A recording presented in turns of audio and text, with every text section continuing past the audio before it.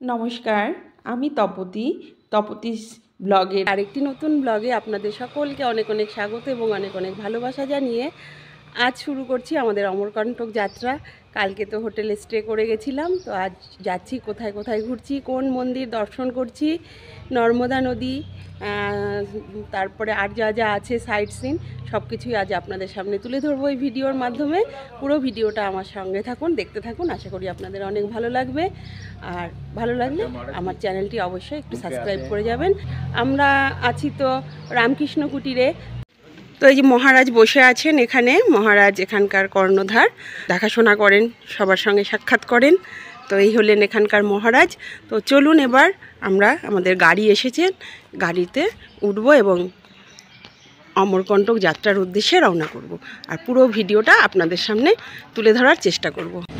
তো আমরা রওনা দিয়ে দিয়েছি অমরকণ্টকের উদ্দেশ্যে, গাড়ি ছেড়ে দিয়েছে, 3টে গাড়ি আছে পরপর, একসঙ্গে সবাই যাব। তো চলুন আমার সঙ্গে। তো আমরা চলে এলাম এখন কল্যাণ শিবাশ্রম মন্দিরটাতে। এখন এখানে আমরা দর্শন করব, ফার্স্ট পয়েন্ট আমাদের এটাই আজকে।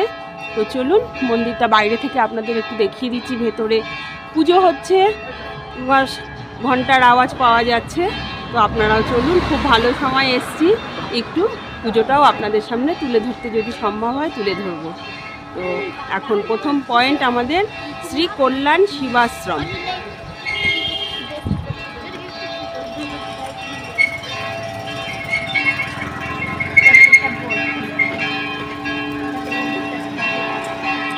তো এই হলো মেন মন্দিরের গেট। মেন মন্দির দিয়ে এই যে আমরা আস্তে আস্তে ধীরে ধীরে প্রবেশ করছি মন্দিরের ভেতরে।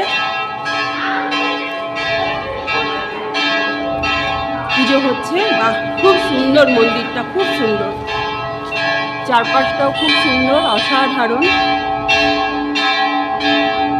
তো চলুন আগে একটু দর্শন করি, তারপরে ঘুরিয়ে ঘুরিয়ে আপনাদের দেখাবো।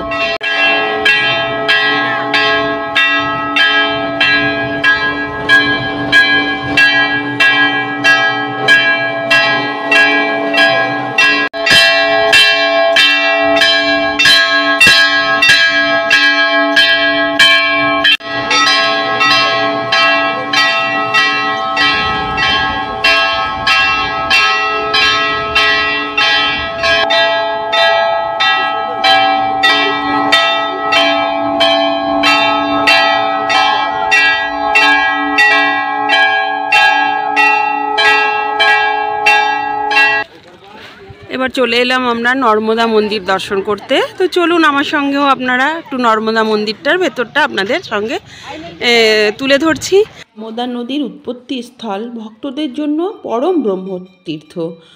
এর জীবনদায়ী জলধারা আপনাকে ঈশ্বরের স্পর্শ ও সুখের অনুভূতি এনে দেবে।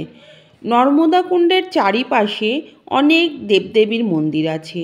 এই মন্দিরগুলোর মধ্যে আছে নর্মদা আর শিব মন্দির, কার্তিক মন্দির, শ্রীরামজান মন্দির, অন্নপূর্ণা মন্দির, গুরু গোরখনাথ মন্দির, সূর্য নারায়ণ মন্দির, রাধাকৃষ্ণ মন্দির।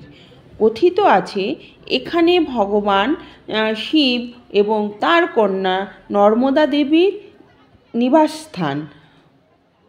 2021 সালে কেন্দ্রীয় সরকার পর্যটন বিভাগের 50 কোটির পরিকল্পনা নিয়ে নতুন করে সংস্করণের কাজ চালু করেছেন।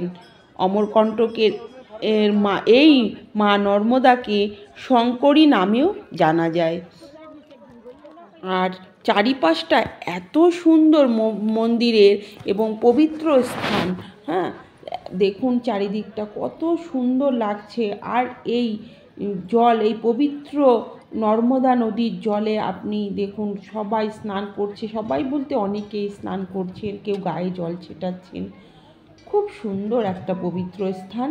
তো আপনারাও আসবেন এই অমরকণ্টকে এলে। মা নর্মদা নদী, অবশ্যই মা নর্মদা নদীও দর্শন পাবেন এবং মা নর্মদা মন্দিরে আপনি পুজোও দিতে পারবেন। খুবই ভালো লাগবে এবং অসাধারণ একটি মন শান্তি করা একটা মন্দির আপনি দর্শন করতে পারবেন।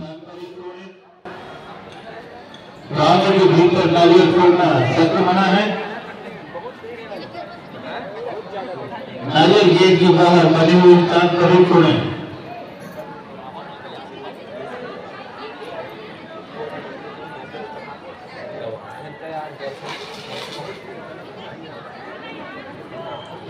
श्रद्धालु ध्यान दें, मां नवग्रह जी का दर्शन करते समय क्रमबद्ध होकर ही दर्शन करें।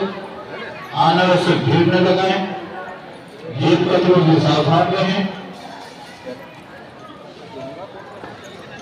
सामान व बच्चों को विशेष रूप से ध्यान रखें। तेल शैम्पू साबुन का उपयोग न करें। চলে এলাম শ্রী যন্ত্র মন্দির। এই মন্দিরের কাজ চলছে, তাই ভেতরে প্রবেশ নিষেধ। কিছুদিনের জন্য মন্দির খোলা থাকে, বাকি সময়টা বন্ধই থাকে। এই মন্দিরের প্রবেশদ্বারে 4 মাথায় মূর্তি আছে। সেগুলি হলো মা লক্ষ্মী, কালী, সরস্বতী ও ভুবনেশ্বরী। আর তার নিচে ভগবান গণেশ আর কার্তিকের মূর্তির সাথে 64 যোগিনীর মূর্তি আছে।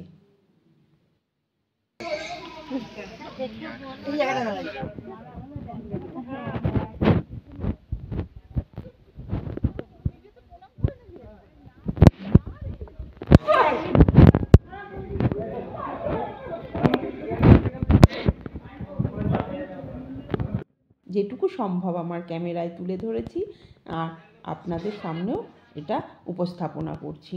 ভেতরে মন্দিরের এই দেবদেবী রয়েছেন, এই পণ্ডিতজি সবসময় এখানে থাকেন। এটুকুই খোলা, এর ভেতরে আর প্রবেশ করা যায় না, বারণ আছে।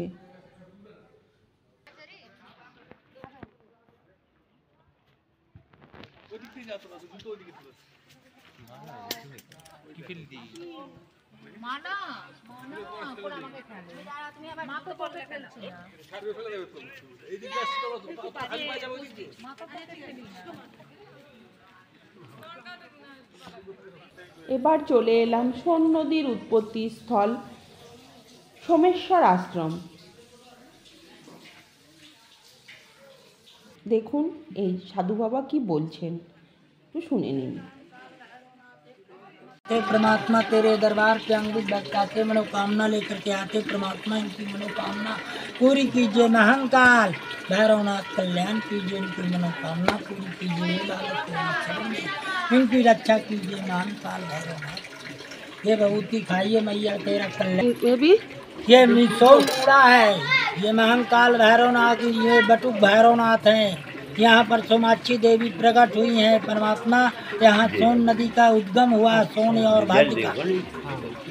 यहाँ ब्रह्मा 12,000 वर्ष तपस्या किए हैं, उनके नेत्र से 2 बूंद जल निकला है, उसमें से सोने और भाग्य प्रकट हुए हैं।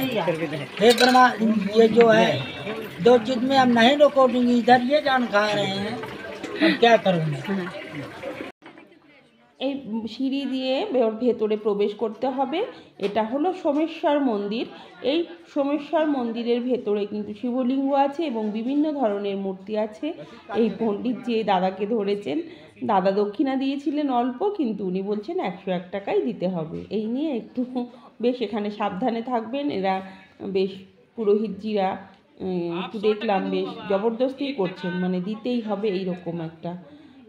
তো আমি ভেতরটা পুরো এরকমভাবে একটু দর্শন করলাম, আর আপনাদের সামনেও একটু এই সোমেশ্বর মন্দিরের ভেতরে দেবদেবী আছেন তাদের একটু তুলে ধরলাম। আর বাইরেটা দেখুন, বাইরেটা ঠিক এই রকম। এখানে হলো সোন নদীর উৎপত্তি স্থল। এটা এই যে যজ্ঞ করছেন, সবসময় ইনি এখানে যজ্ঞ করে থাকেন।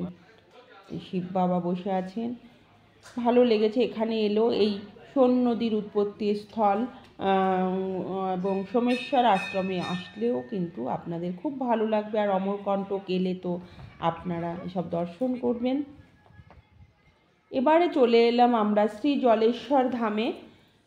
জলেশ্বর মন্দিরে শম্ভু শিবলিঙ্গ অভিষেকের জন্য শিবরাত্রিতে প্রচুর ভিড় হয়, ভক্তবৃন্দরা প্রচুর ভিড় করেন এখানে শিবরাত্রিতে। এটি হলো জলেশ্বর মন্দিরের শম্ভু শিবলিঙ্গ। তো চলুন ভেতরে প্রবেশ করুন। এই মন্দিরে কিন্তু ক্যামেরা একদমই অ্যালাউ করতে চান না, তবে যতটুকু আমি পেরেছি আপনাদের সামনে তুলে ধরছি। এই মন্দিরের আপনাকে যদি এখানে দুধ বিক্রি হয় ছোট ছোট কাপে করে, প্লাস্টিক কাপে করে, মাথায় আপনারা দুধ অর্পণ করতে পারেন। এই যে নন্দী বাবা বসে আছেন এখানে, ভেতরেই মন্দির। এই যে মন্দিরের ভেতরে এবার আমরা প্রবেশ করছি, এতটুকুই। আমি কিন্তু আর ক্যামেরা বন্দি করতে পারিনি। তো যেটুকু শুনেছি, কথিত আছে সত্য যুগে এই মন্দির স্থাপিত হয় এবং এই মহাদেব দর্শন করা মাত্রই পূর্ণ প্রাপ্তি হয়। এখানে আসলেই আপনারা জহিলা নদীটি দর্শন করতে পারবেন। তো চলে এলাম এবার অমরেশ্বর মন্দিরে। এটি একদমই 500 মিটার, মাত্র জলেশ্বর মন্দির থেকে 500 মিটার দূরে। এখানে শিবলিঙ্গের উচ্চতা 11 ফুট এবং ওজন 51 টন। শোনা যায় ওঙ্কারেশ্বরের জলহরি কাটনি থেকে এই শিবলিঙ্গটি আনা হয়েছিল। 12 জ্যোতির্লিঙ্গের মধ্যে এটিও একটি জ্যোতির্লিঙ্গ, এখানে সবাই তাই বলছেন। তো চারিদিকে 12 জ্যোতির্লিঙ্গ রয়েছে, সমস্তটাই আপনারা ঘুরে ঘুরে দর্শন করতে পারবেন। আমি আমার ক্যামেরাতে যতটুকু সম্ভব বন্দি করেছি, আপনারা একটু দর্শন করুন।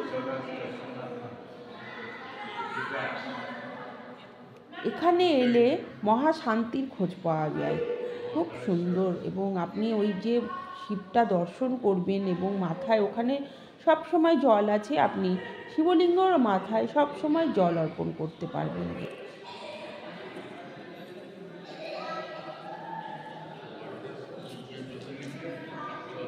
এই যে চলে যাবো এবার ভেতরে। এই যে হলো শিবলিঙ্গটি, দর্শন করুন, খুব ভালো লাগবে। এবার এই সিঁড়ি দিয়ে ওপরে উঠে আমরা শিবের মাথায় জল অর্পণ করব। আমরা প্রত্যেকেই করেছি, আপনারা এলেও এখানে এই শিবলিঙ্গটির মাথায় জল অর্পণ করতে পারবেন। চারিপাশটা এইভাবে তুলে ধরলাম। 12 জ্যোতির্লিঙ্গ পরপর পরপর নাট মন্দিরের চারিপাশ দিয়ে এভাবেই সাজিয়ে রেখেছেন, মানে খুব দর্শন করার জন্যই আর কি।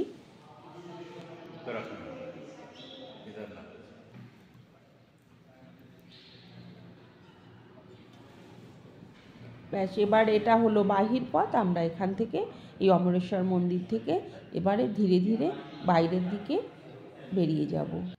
এবারে চলে এলাম জৈন টেম্পল বা জৈন মন্দিরে। শ্রী সর্বদয়া দিগম্বর জৈন মন্দির অমরকণ্টককে বিশেষ রূপ দিয়েছে। এখানে নতুন শিল্পকলা ও পাথরের কারুকার্য অতুলনীয়। আদিনাথ পদ্মটির ওজন 12 টন। প্রথম তীর্থঙ্কর পরম আরাধ্য ব্রোঞ্জের মূর্তি দর্শন সবাইকে অভিভূত করবেই। বর্তমানে আরও সুসজ্জিত করার জন্য মন্দিরটি নতুন করে নির্মিত হচ্ছে। তো এই ছিল আমার অমরকণ্টক যাত্রার পুরো ট্যুরটা। অমরকণ্টকে কি কি দর্শন করলাম ততগুলোই আপনাদের সামনে যতটুকু সম্ভব তুলে ধরলাম। কোথাও ভুল ত্রুটি হলে ক্ষমা প্রার্থী। তো কেমন লাগলো অবশ্যই কমেন্ট করে জানাবেন, আর ভালো লাগলে আমার চ্যানেলটি সাবস্ক্রাইব করবেন। এইরকম আরও অনেক নতুন নতুন ভিডিও আপনাদের সামনে আমি তুলে ধরতে পারবো। তো চলুন, সকলে খুব ভালো থাকবেন, সুস্থ থাকবেন, সাবধানে থাকবেন। আবার খুব শিগগির পরবর্তী কোথায় আমরা আমাদের ঘুরতে নিয়ে যাচ্ছে ট্যুর ইন্ডিয়া, সেটুকুই আপনাদের সামনে তুলে ধরার চেষ্টা করব। ততক্ষণ সবাই খুব ভালো থাকবেন। নমস্কার।